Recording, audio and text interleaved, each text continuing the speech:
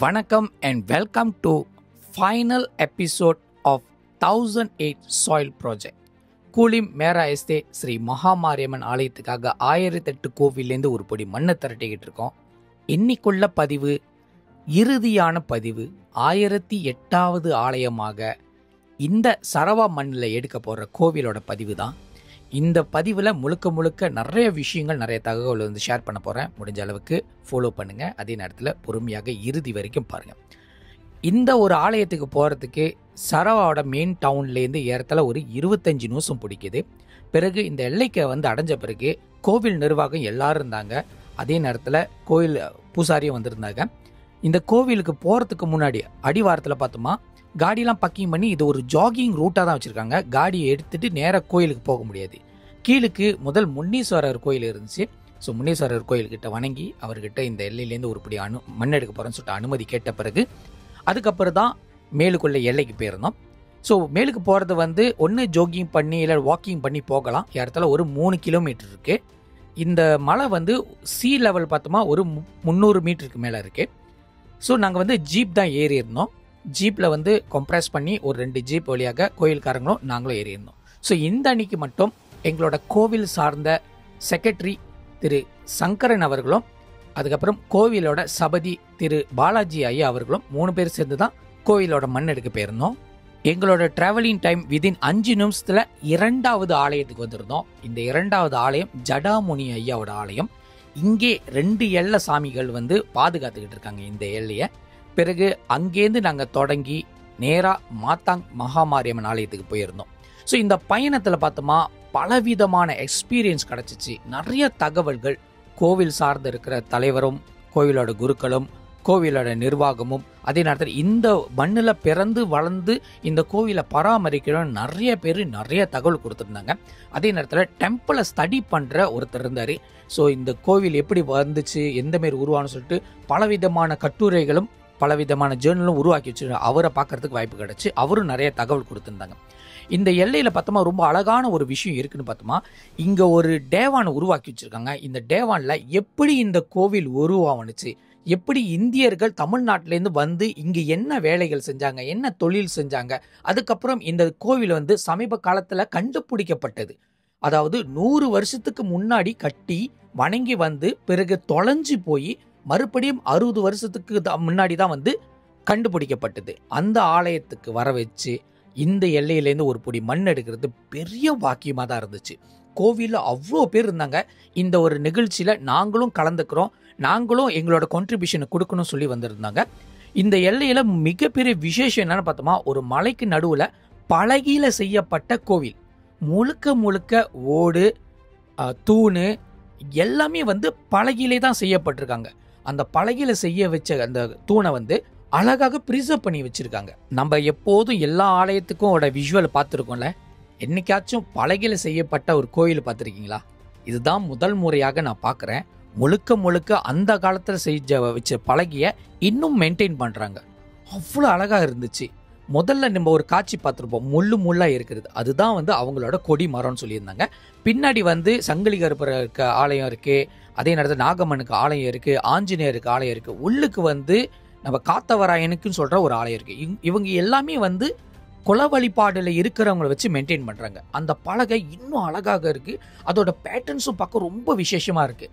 அதாவது அந்த கை நுணுக்க அளவு பார்த்து செதுக்கி கோவிலுக்கு எப்படி சாழ்த்தணுமோ அந்த அளவுக்கு செஞ்சுருக்காங்க. அம்பாள் பார்க்கறதுக்கு முன்னாடி அம்பாளுக்கு நான் சீர் கொடுத்துருந்தேன்.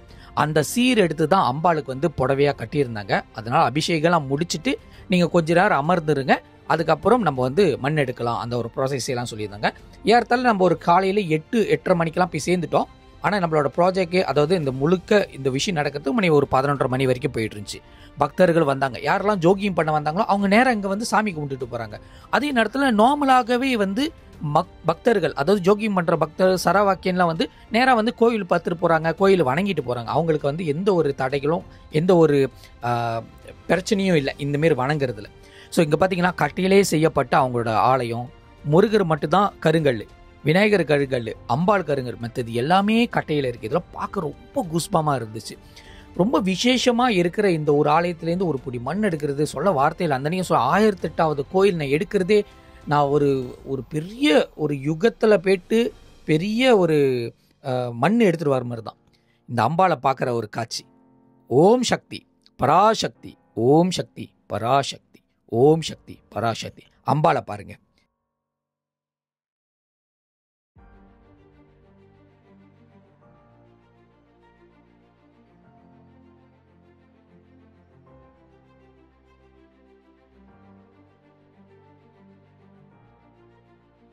ஓம் சக்தி.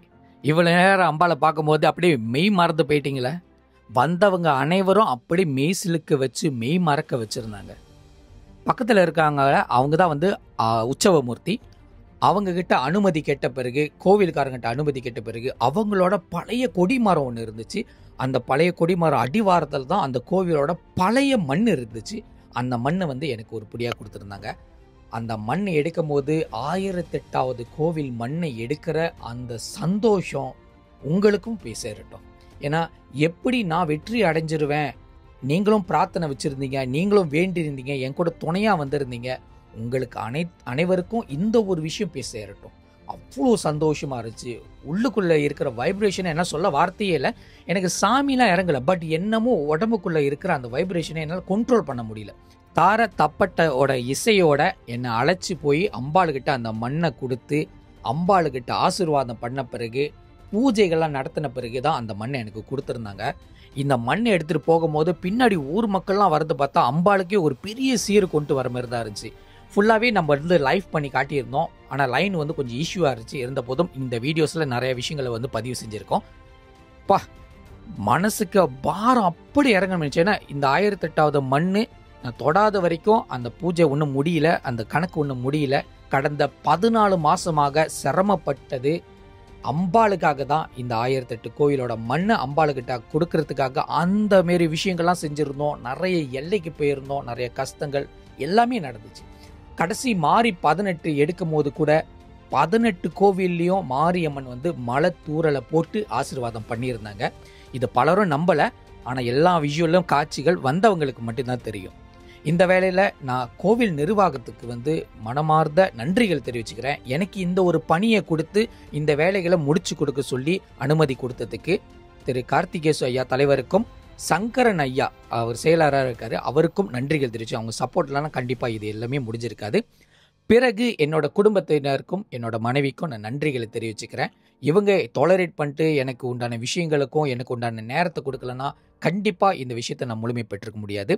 அடுத்து ஸ்பான்சர் மிஸ்டர் விஜய் அவர்களுக்கும், ரேகாஜி அவர்களுக்கும், கோவில் நிர்வாக சார்ந்தவங்களுக்கும் நிறைய பேர் அவ்வப்பொழுது என்னோட பயணத்துக்கு தேவைப்பட வேண்டிய தொகையை கொடுத்துட்டு இந்த காரியத்தை வந்து முடிக்க சொல்லியிருந்தாங்க. அவங்களுக்கும் நன்றிகள் தெரிவிச்சுக்கிறேன். அவங்க இல்லைன்னா கண்டிப்பாக இந்த விஷயம் வந்து கம்ப்ளீட் ஆகியிருக்காது. பிறகு மறக்காம எல்லை சாமியாக நான் சொல்கிற அந்தந்த எல்லையில் உதவி செஞ்ச ஜெகா அண்ணன், வேலு அண்ணன், கண்ணா அண்ணன், விக்னேஸ்வரி, சத்யா, பார்த்திபன், குமரேசன், மூர்த்தி, கேசவன், தினேஷ்குமார், பாலா, ரேகாஜி, விஷ்ணு, பாஸ்கரன், பார்த்திபன், இவங்க அனைவருக்கும் நன்றியை தெரிவிச்சுக்கிறேன். எல்லாம் முடிஞ்ச பிறகு கீழுக்கு ஒரு பெரிய செலிப்ரேஷன் ஒன்று நடத்திட்டாங்க. சைனீஸ் லயன் டான்ஸ் வந்து கூப்பிட்டு வச்சு அங்கீகாரம் பண்ணி 1008 மண் முழுமையாக அடைஞ்சிருக்கு சொல்லிட்டு அந்த ஒரு பிளஸிங் எனக்கு கிடச்சிச்சு. இந்த வேளையில் உங்களுக்கும் நான் நன்றிகள் தெரிவிச்சுக்கிறேன். நீங்களா கண்டிப்பாக இந்த பதிவுகளை ஷேர் பண்ணி மக்கள் மத்தியில் ஷேர் பண்ணியிருக்க முடியாது. உங்களுக்கும் நன்றி, அம்பாளுக்கும் நன்றி, முருகனுக்கும் நன்றி. ஓம் நம சிவாய.